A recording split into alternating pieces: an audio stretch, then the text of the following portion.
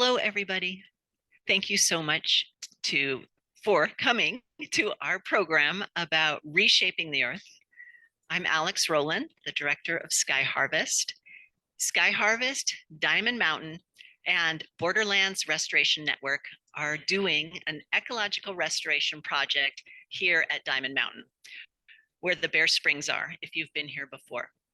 We're very fortunate today to have Caleb from Borderlands Restoration Network coming to give us a talk about what's going to be happening on the land and how it's going to improve this land for all of the people and animals that live here. So Caleb, I'm going to turn it over to you. Thank you so much. Thank you, Alex. So let me first introduce myself. My name is Caleb Weaver. I'm the Community Restoration Program Manager for Borderlands Restoration Network. Borderlands Restoration Network, we're a nonprofit based out of Patagonia, Arizona, just a few miles north of the US-Mexico border. And what I'm going to talk about today is reshaping the earth to rebuild the ecosystem from the ground on up. Next slide, please.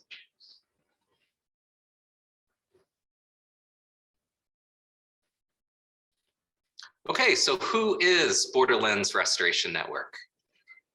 Again, we're a nonprofit, and our mission is to help rebuild the ecosystem from the ground on up. And we've been working in the Borderlands for about 11 years, and I've been working with Borderlands since the very beginning.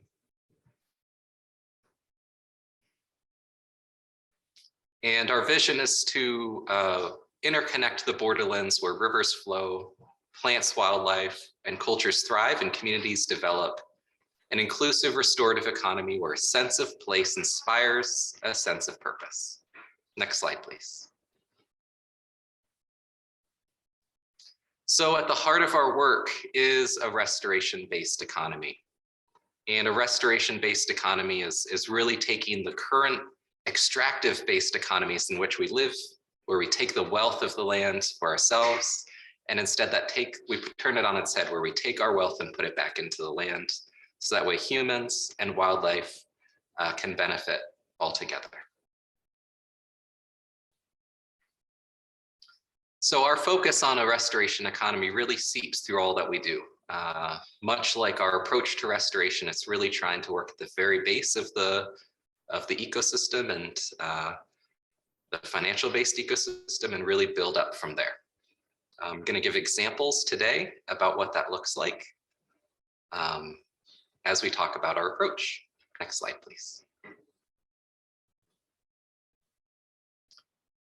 Okay, so our focus is the Sky Island region. And the Sky Island region is where we are sitting right now if you're here at Diamond Mountain. And if you're not here, then here's a little map of where it's located.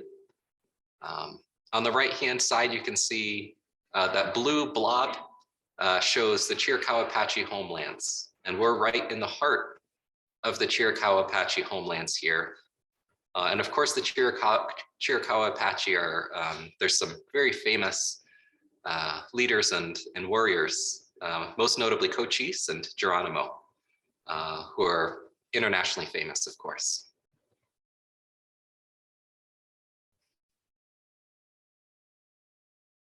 So the Sky Island region is particularly an interesting place. In fact, it's one of the 3 most biodiverse places in the entire United States. To me, that's pretty mind-blowing, because this is one of the driest places in the United States.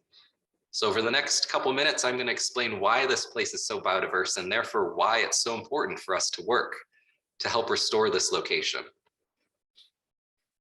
But as we first look at this map, I want to point out a couple very green blobs, one at the very top and one at the very bottom of the image. So the green blob at the very top, those are mountains. Those are the Rocky Mountains coming in from the north, the background of, or the backbone rather, of the United States. And then the backbone of Mexico coming up from the south are the Sierra Madre.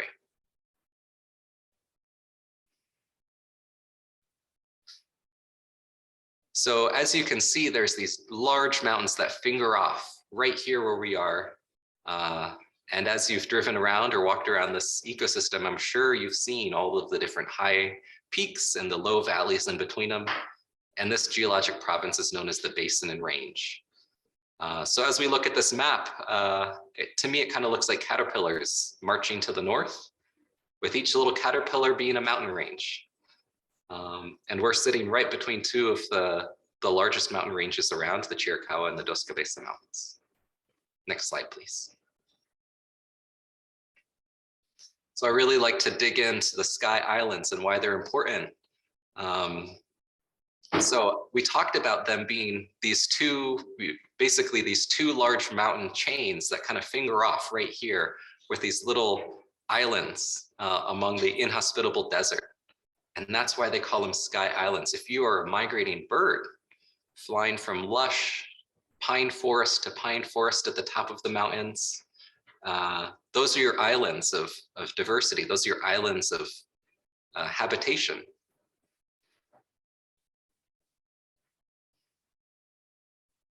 And between those mountain ranges are inhospitable desert, where if you are adapted to having, eating and living and breeding in these pine forests, the desert is inhospitable to you, just like the ocean would be to a land creature. So that's why we call them the Sky Islands. So the image on the right here also shows that as you climb a Sky Island, the plant biome changes as you go up. As you go further up and up and up, what you see is more and more moisture, lower and lower temperatures, and therefore the plants and therefore the animals are different as you go up. Here at Diamond Mountain right now, we're at the very edge of a couple different biomes. Desert grassland and thorn scrub both meet right here, and as you go up, you get to an evergreen woodland forest, and it continues to change going up until you're in the same habitat that you see in Cascadia in the Pacific Northwest, a fir forest at the very top of the mountains here. I lived in Oregon for a little bit, and it's the same plants, same species that you see on the tops of the mountains here that you see in Oregon as well. Next slide, please. Okay, so why is it so biodiverse here? What creates that biodiversity? And this map here shows exactly why this place is so biodiverse. And the reason why is because ecoregions converge here. In fact, 7 different ecoregions converge here. We talked about 2. We talked about the Rocky Mountains to the north and the Sierra Madre Mountains to the south. Those bring all of the plants and animals that are adapted to those ecoregions, and they bring them to the mountains here. Okay, those are the highlands. Now the lowlands, we've got 2 deserts that also converge here. From the west, we have the Sonoran Desert. Sonoran Desert is known for its big saguaro cacti. And from the east, we have the Chihuahuan Desert, which is known by its yucca plants.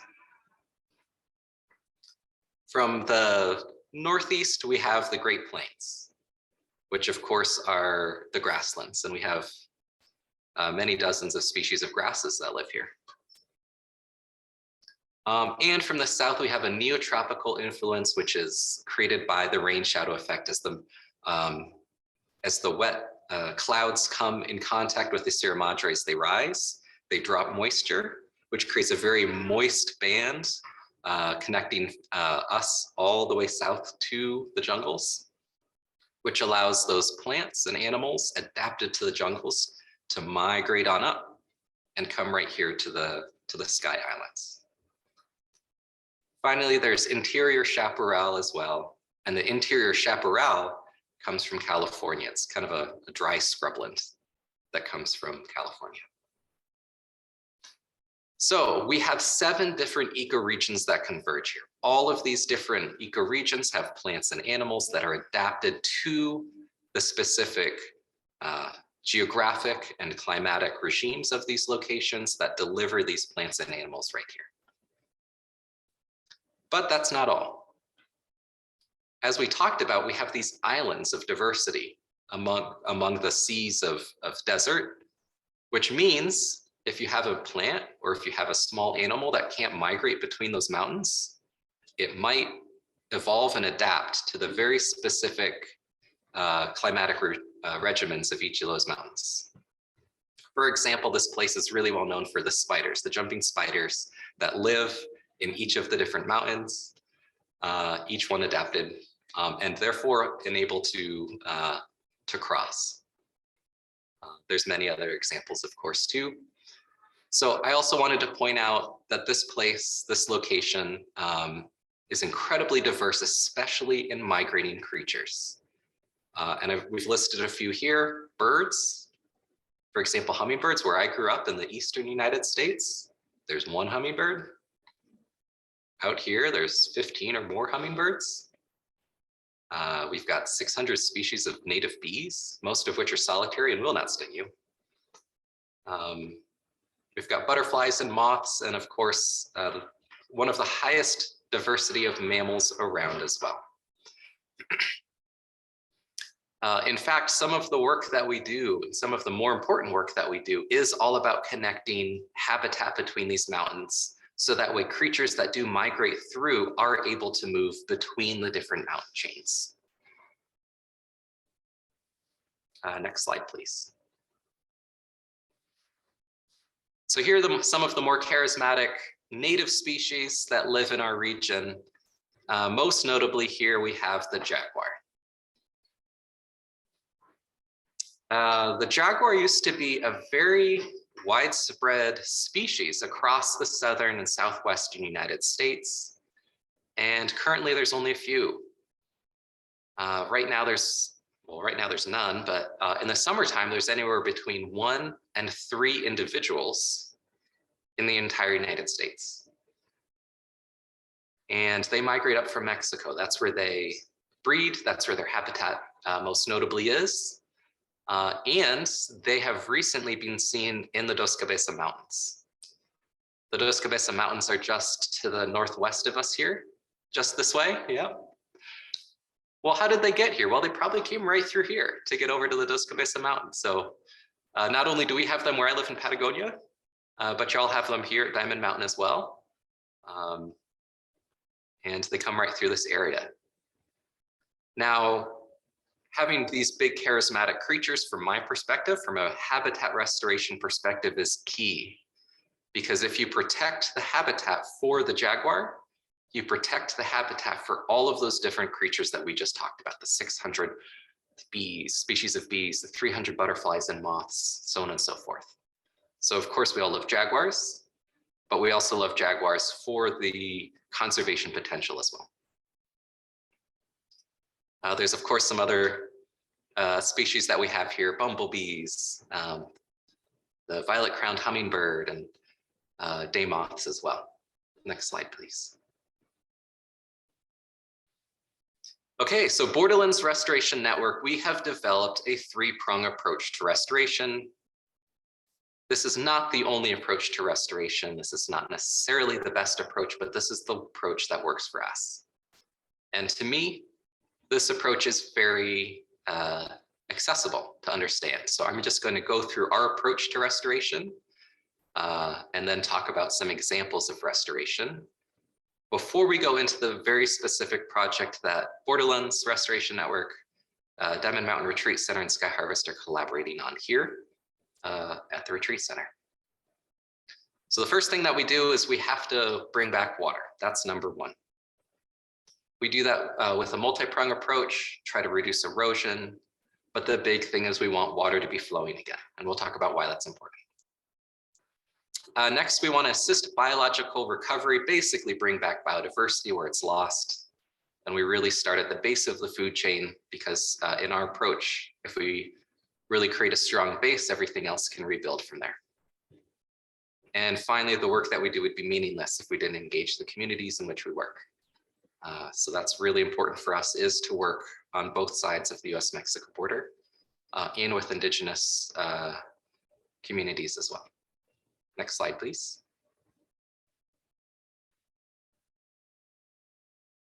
Yeah, this first figure is oftentimes stark for folks who hear it for the first time. Of the flowing waters that the very first European settlers encountered when they came to what's now the state of Arizona, only 4% are still flowing today.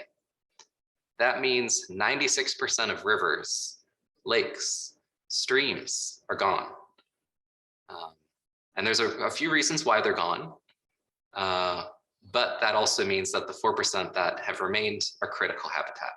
And it's important that we keep them around, not only for ourselves as humans, but also for our wild neighbors as well. So this photo shows an example of how we try to do that. Basically, slow down the water. That's what we want to do. We want to take water, slow it down, spread it out so it can sink back into the earth. By water sinking back into the earth, it can refill dwindling aquifers, dwindling groundwater tables. And slowly, as that water comes back up to the surface, it'll bubble above the ground, the surface of the earth, and start flowing again. And this is something that our partners and us have seen. So it's possible, even though it's a lot of work. This is not a new technology either. This is an ancient technology that people have been doing here for thousands of years. So we're borrowing this from our indigenous neighbors and the folks who walked these lands before us, and partnering with these folks in order to make sure that the work that we do is as beneficial as possible. We've got a bunch of bullet points there for reasons to harvest rainwater, to reduce erosion, increase infiltration, that's into the ground. As more water does soak back into the earth, we can restore the groundwater, which of course restores the surface flow. We can decrease flood risk by slowing down water, erosive flooding, which honestly is a big issue here in Arizona in the summertime. Slowing that water down can reduce erosion. Reduced erosion allows for plants to stick around and not be swept away, and for that water to soak back in. It also speeds vegetative recovery, which we'll talk about, and create permanent regional jobs. When I started with Borderlands back in 2012, there were 2.5 employees, and now we've got 25. And well, that's something I'm really excited about, because by having 25 people dedicated to habitat restoration, we're creating that restoration economy that we want to see in the world, and we're trying to inspire more examples of that across the region and across the world. And finally, we want to inspire youth. We want to approach our interactions with local communities the same way that we approach our interactions with the natural world, which is work from the base and build up from there. In our perspective, that's working with local young folk and residents, training them, showing them that there's a future, a pathway for a career in restoration, a career in recovery of the ecosystem, and then showing them pathways of how they can engage in the restoration of their communities. Next slide, please. Okay, so we've got some before and after photos here. And both of these before and after are just after one season. I should go back and take more photos, because this is probably 5 years ago for both of these. So the one on the left, the top before, those are called fish scales. And fish scales is where you try to slow down sheet flow. So water, spreading out and flowing across a landscape. If you want to try to slow that down, you create these series of arc structures that kind of look like fish scales when you look from above. And after just one monsoon season, one rainy season, you can see the effects that it has, which is an increase in vegetation and a reduction of erosion. The middle series, this is a group of young folks from both Douglas and Patagonia. I'm trying to see if Nicole's in that photo, I don't know. But what we did in this area was we worked instead of with rocks, which we didn't have at the site, we worked with wood, dead wood, and patched up the landscape using wood. We try to use what we can and what's available instead of bringing in material whenever possible. You can see after one season that the vegetative response is visible. And then finally on the right with these two images, we have ponding water behind these structures. If you put a line of rocks in the right location, you can slow down water and a good amount of it to help bring back vegetation. Next slide, please. Okay, so step one, get water in the ground. We've done that. Step two, bring back the biodiversity. We talked about how diverse this location is in terms of animals. Well, that diversity is reflected in the plants as well. This is one of the most biodiverse places in terms of plants in the entire United States, if not the most biodiverse place in the United States, with over 2,000 known species of plants living here in the Southwest. Another fun fact, here in the Southwestern United States, riparian or riverside habitats have about 100 times more biomass. And biomass is if you weigh all of the trees and their roots and all of the living creatures and you weigh them. If you were to weigh all of that life along the edge of a creek and then go up to the top of a ridge and weigh all the life there, basically grasses, maybe some grasshoppers or something, there's 100 times more biomass by the creeks than there is up in the ridges. Therefore, focusing on the areas where water flows has a much bigger bang for our buck than in the uplands. So once that moisture returns, oftentimes the biodiversity has been lost. So we need to assist the biological recovery if plants have been lost, if they've disappeared because they've lost the moisture. And we have a team that has been dedicated to doing that for about 10 years. We have a nursery and we have a seed lab based in Patagonia. We collect hundreds of varieties of native seeds. Again, that's focused on the base of the ecosystem. That's grasses, that's flowering plants for pollinators, and that's fruit producing plants for frugivores. And then we reintroduce those into areas that have been restored. There's some numbers here that show how many different seeds and container plants are produced each year at our location. And when we do restoration, physical restoration of the landscape, we also do biological restoration of the landscape too. Simultaneously, we partner with a lot of different groups. For example, Sky Harvest and Diamond Mountain on biological recovery, but also federal agencies like the National Park Service, the Forest Service, and state agencies as well, like the Arizona Forestry as well. Next slide, please. And as we talked about before, our work is most impactful when we work with the local communities. Here are some images of us either planting directly with local communities or sowing seeds with local communities as well. And of these images, 2 of those images are in downtown Patagonia in a public park. One image is at the Nature Conservancy property in Patagonia, so at a partnering location. And the third is in a private residence. So this is a private property in the Harshaw area south of Patagonia. As you can see, we really do focus on the flowering plants, and we really focus on native plants as well. So native plants are, of course, important to us for a variety of reasons. But oftentimes people ask me, is it really that important if we focus on native plants? And the answer is yeah, definitely. The reason why is because native plants might be nice for us as humans, but they're critical habitat for wildlife. So planting native plants, whether that's trees or shrubs, it's more than just an act for us as humans, but it's an act for the wildlife as well.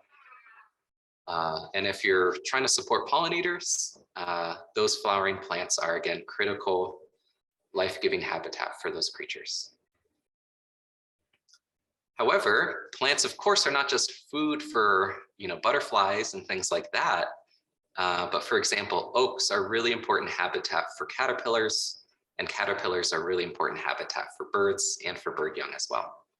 So that, again, there's many layers to why native plants are just critical for wildlife. Next slide, please. Okay, so we've talked about our approach to restoration. First, get the water in the ground. Second, reintroduce biodiversity, get those plants and those seeds back in the ground. Third, and again, probably most importantly, is engage the local community. The work that we do would not have context, would not be understood, and therefore would not be replicated if we did not engage the people who are impacted by the work that we do. So we have a bunch of ways that we do that. However, I'm going to highlight two here. One is Borderlands Earth Care Youth. You can see this image right here is of Borderlands Earth Care Youth. I do see Nicole in that image. And the other is the Sonoran Field Course. Borderlands Earth Care Youth, let's start with that, Bessie. So Bessie is a high school program. High schoolers in Douglas and in Patagonia are paid to do habitat restoration.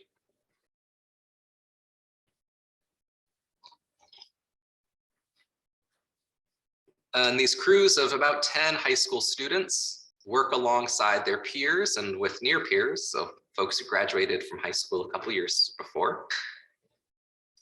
And as a team, they move from location to location within their home watershed to restore public, private lands, try to refill the aquifers, and create really comfortable spaces for both people and for wildlife alike. And they get paid to do it. To me, paying young folks to engage in restoration is so critical, so that way they can envision a future, a livelihood in which not only they are taken care of, but they are taking care of the natural world at the same time. It's this funny thing where humans have recently forgotten that we're part of the ecosystem. And not only are we part of the ecosystem, but we're a very important part of the ecosystem. Ecologists call species like us keystone species. And if you take out the keystone of an arch, that arch collapses. Same thing in an ecological perspective. If you take out that species from the arch of an ecosystem, that ecosystem could collapse.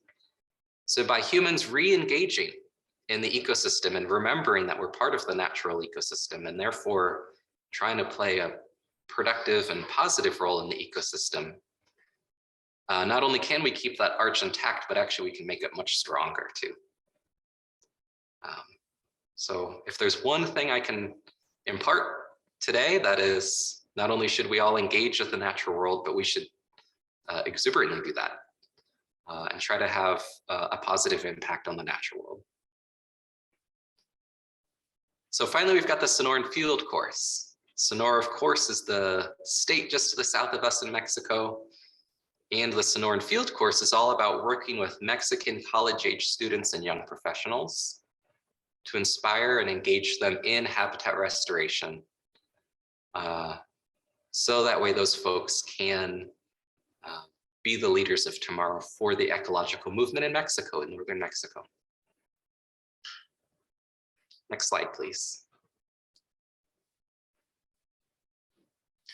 Oh, this image also shows the Water is Life program. So we also collaborate with the Thana Autham. Over where I live on Autham homelands. And the Autham, of course, are the ones who interacted with the saguaro cacti. So you can see that we also work with the Autham in a program called Water is Life, Shudago Duakag. And the Water is Life program is a year-long program where young people engage with both ecology and culture.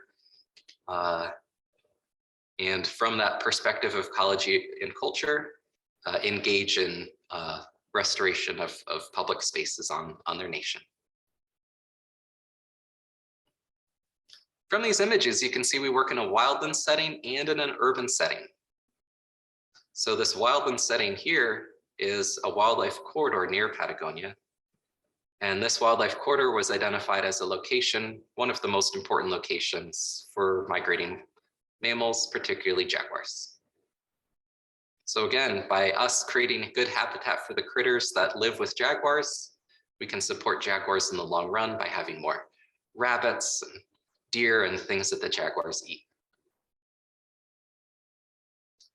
This second image here with the big cistern, that big black water tank on the upper right-hand side here is a water tank. So that way when it rains, water that falls on the Patagonia Youth Center goes into this tank. And then when it doesn't rain, we can open up the tank and allow that water to grow food and crops. So that's another thing that we do is we help create food sources that are water sustainable as well, in collaboration with communities. Next slide, please. Okay, so this next, this is a video I want to show real quick. This is a video about our collaboration with Sky Harvest, with Diamond Mountain Retreat Center.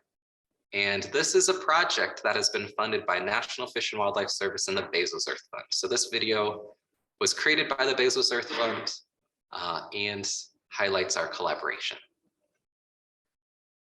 So what you can do is just click right on the video and it should start.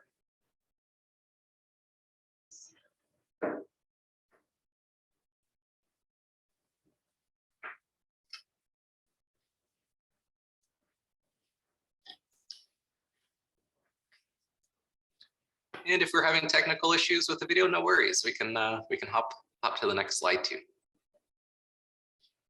Let's get one second. Cool, that's great.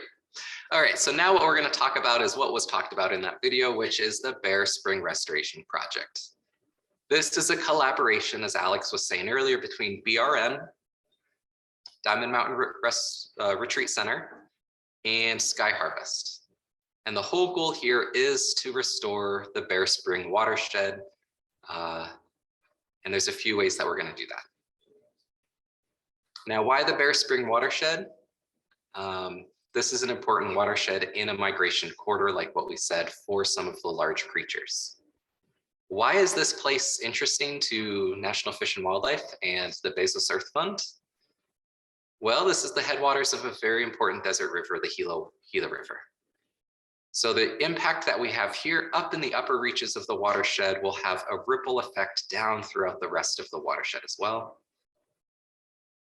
And if we are able to get water in the ground, that water that's in the ground can slowly refill and support riparian species further downstream as well, which is something that our research partners have been able to identify through scientific studies. So we're going to be building erosion control structures out of rock, out of wood. These are going to be done by youth of the region and by volunteers. Part of what we want to do is we want to teach people how to do this. So of course we want to teach young people, but if there's volunteers that want to do this, we want to partner, of course, with Diamond Mountain and Sky Harvest to do this as well. We talked about this before. You get the water in the ground, you then get the plants in the ground. We're going to be planting hundreds of native trees here that used to live along these creeks before erosion and land use changes have removed them from the landscape. And like we talked about before, we're going to be engaging youth and volunteers in this type of work as well. This image shows what one of those creeks look like right now, those dry creeks downstream of Bear Springs. And this is the type of habitat that we're going to be working in starting this summer.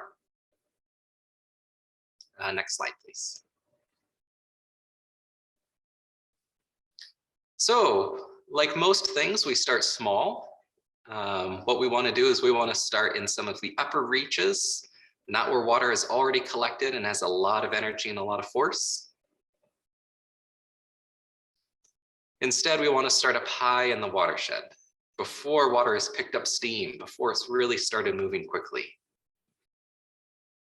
And we want to try to slow down that water up high, so that way it can get back into the ground and not collect that force further downstream. Here's a couple images of the Bear Spring site with white lines that are a little difficult to see here, but those white lines are drawn where water collects in the upper reaches of this watershed.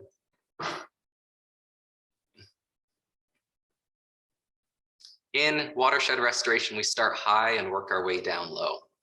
Try to really slow down water to reduce the amount of work that we have to do. Because if we work in all of the high places, maybe our work downstream where it's a lot of water moving really quickly won't be needed. Next slide, please. Who's going to do this work? Well, young people. Yeah, we want young people to be engaging in this. We want young people to be putting this in their toolkits, because we think that, well, we know, gosh, whenever I work with young people and I say that I work to fight climate change, immediately young people are paying attention. This is the future, is trying to mitigate the impacts of climate change. And a lot of times young people are asking, what can I do about climate change? It's just big, scary thing. How can I get involved?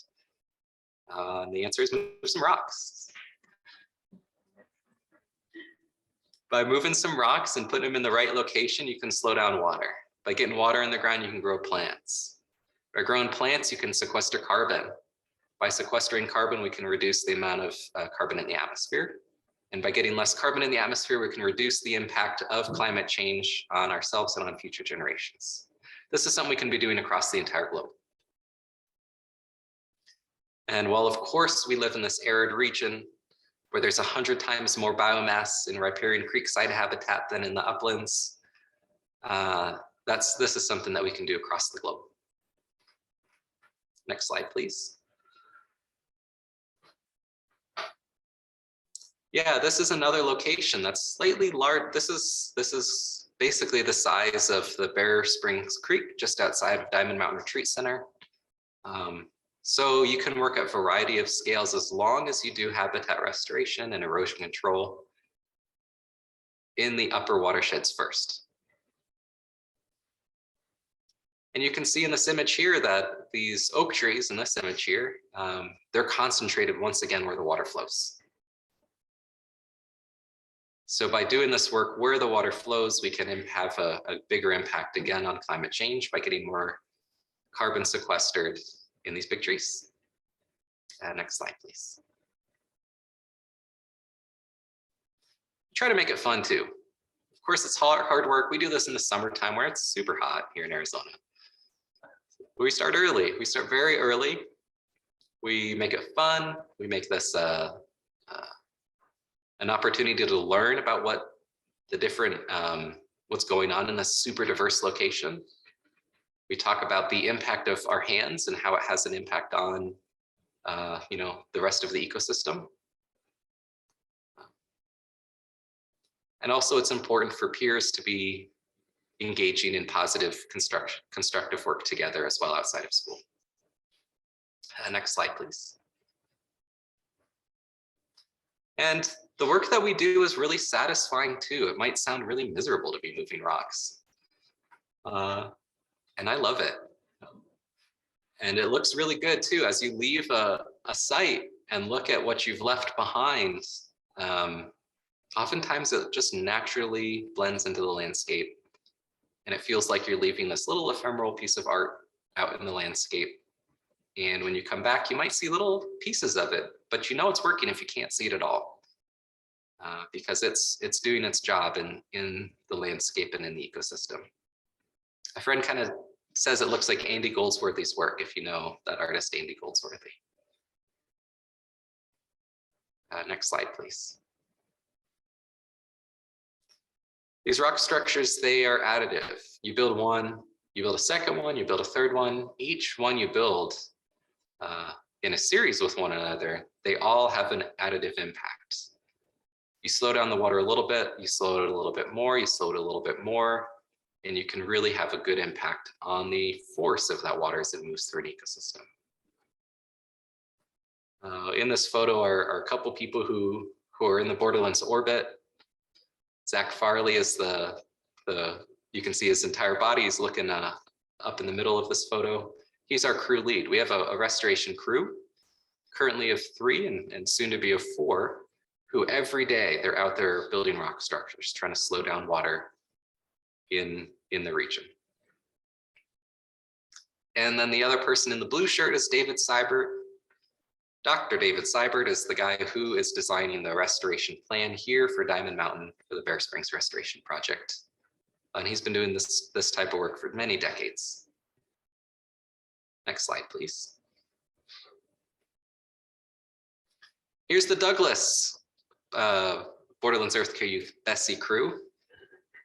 And not only do we work in locations like this here, but we also work in the Forest Service. This is a very critical habitat for the Chiricahua leopard frog, which is an endangered frog. And this type of structure here is called a zuni bowl.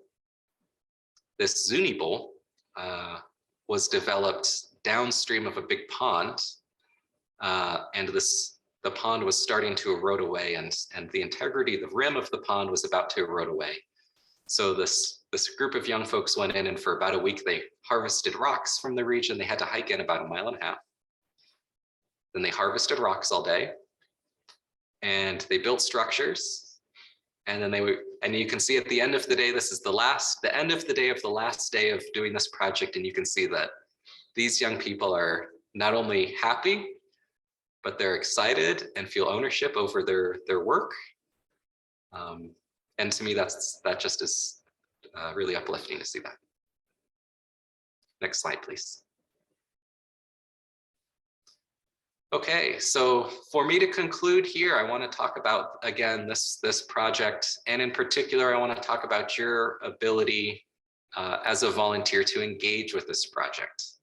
So again, Borderlands Restoration Network is collaborating with Sky Harvest and Diamond Mountain Retreat Center on a Reshaping the Earth Summit in August of this year.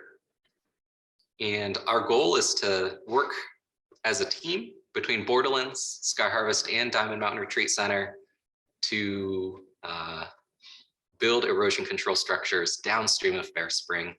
And I'd like to invite Sunam up to talk about it. First, thank you, Caleb, for this incredible talk. Explaining to us, because it's really, as you said, why is the desert in Arizona the one with the most species or the one with the most plants? And I also love this, bring the water back, bring the plants back. And I tried to apply to be very young to get into Nicole's youth program. But obviously it does not work. So we created a special volunteer week at Diamond Mountain. Nick, do you have the QR code for that? So we have a twofold program. The first one is, please come. We accept every age, even the ones over 50.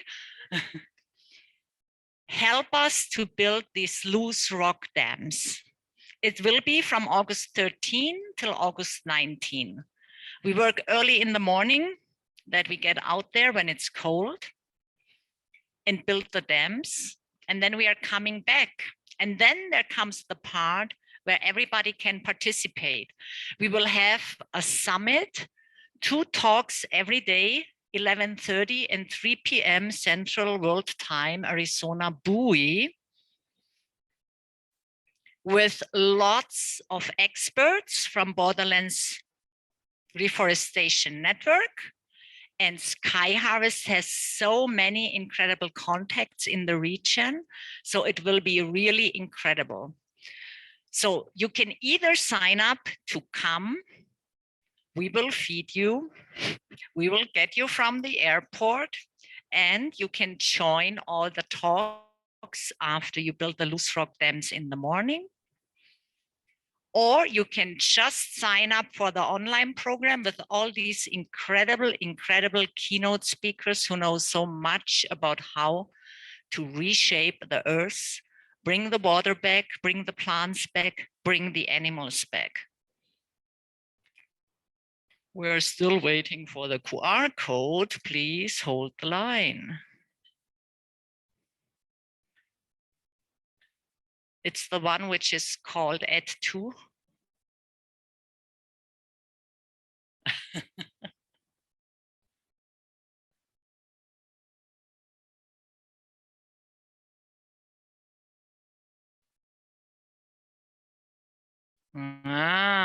Thank you, Alex. I got whispered in my ear, if you sign up for the online program, you can make a donation to support the volunteer program.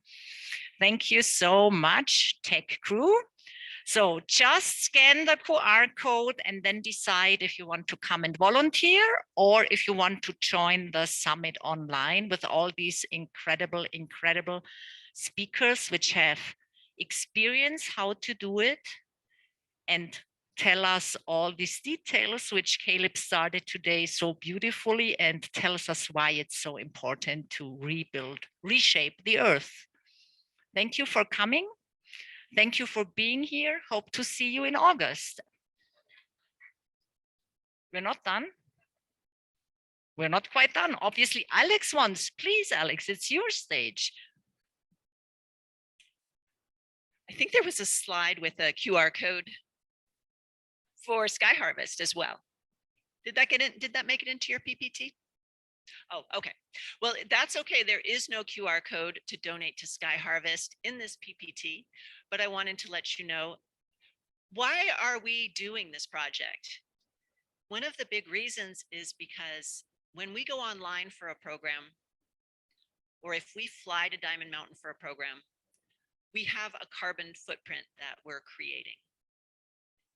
And the idea behind this ecological restoration was to balance the scales, to do something to give back to the earth just in the basic activities that we're doing here when we come together to learn.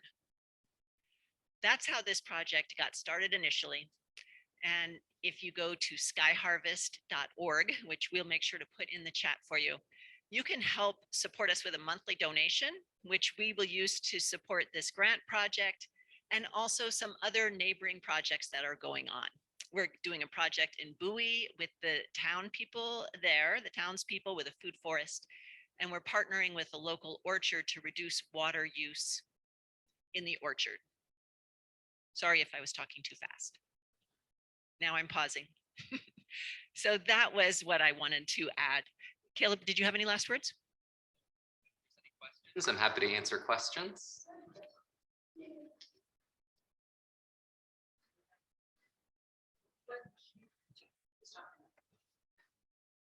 Thank you for all of the work that you're doing. It's really exciting that you've had really great results already.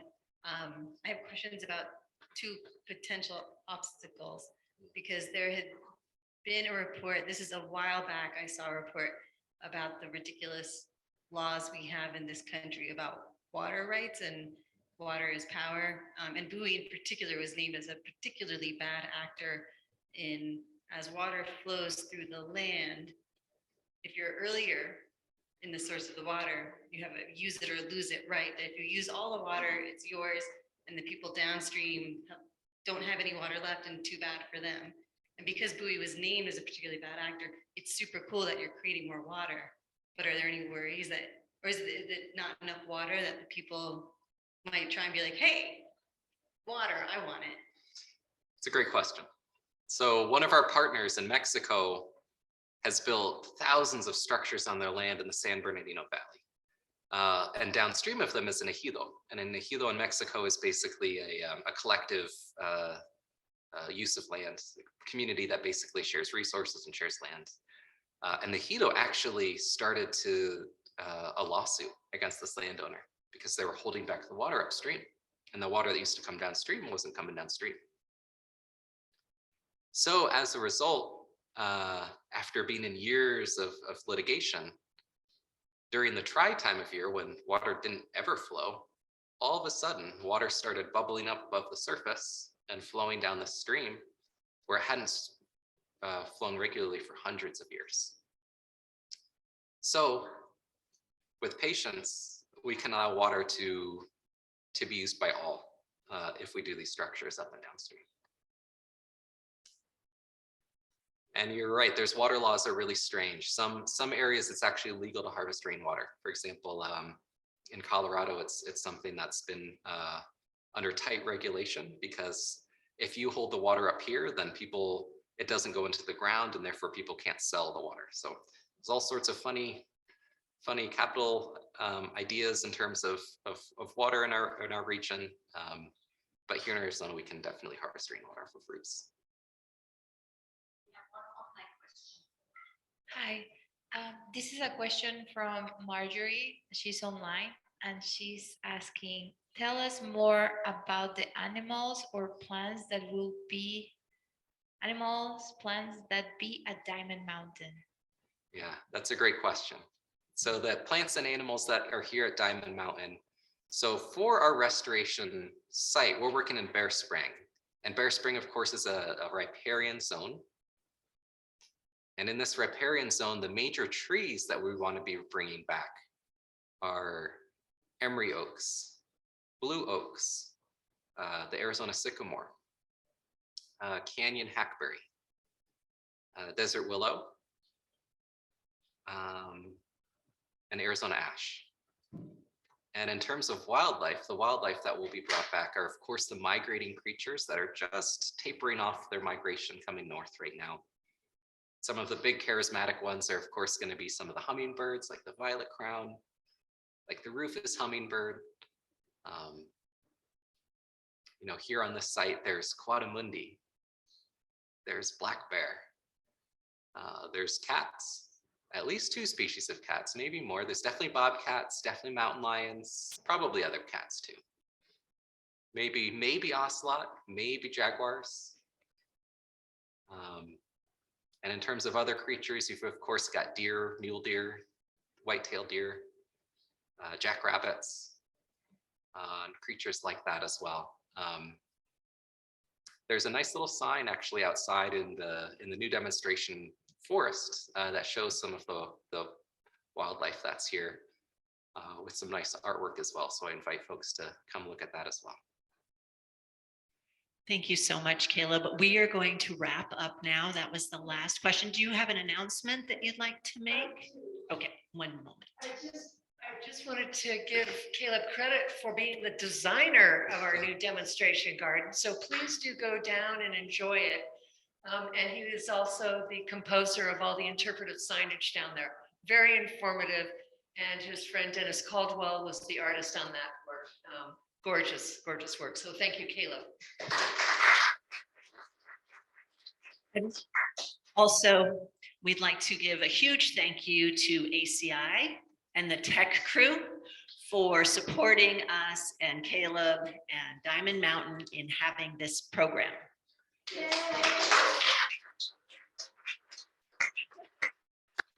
I'm getting some I'm trying to read the lips of this. And thank you. Sunam is reminding me to thank the translators. I know your time zone might not be convenient right now. And by doing this translation, people would be able to watch it later who weren't able to come. So you've helped to spread this information around the world. So thank you all for supporting this program. And we look forward to seeing you here to volunteer in August, or coming online to the Educational Summit for Ecological Restoration about reshaping our Earth. And More lip reading. I should have given the microphone to Sunam. And don't forget, you could donate. If you want to come online, it's free for the summit. And you can always make a small donation or a large donation to help with the volunteer program. So thank you all for attending today.